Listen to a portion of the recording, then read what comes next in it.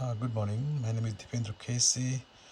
This is the requirement of graduation with honor certificate. I have used Django and Python for this project. The web link for my project is the website is kcdipendra.pythonanyway.com. I just upload it in the cloud. So once you go there, you will find this page.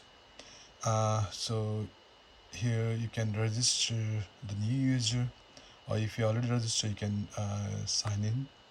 So the sign in means to sign in as an administrator, admin is the username, admin, and the password is password only, PASS WORD, password. So submit, so don't save it. Okay, so here you have the various features. So you have the admin page, course details, students, and the teachers. So let's go to the admin page here. Okay, so here you got the admins here where you can add or change the data. You can change the themes of this page. You can create or delete or remove the users.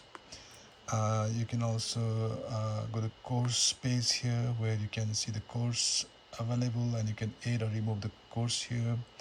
You got the student page and the teachers page. So let's go to the student page. Okay, so these are two students here. You can remove the user or the other students, or you can also add the students from here.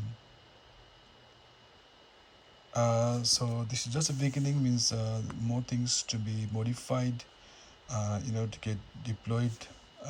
So this is just beginning. Thank you so much.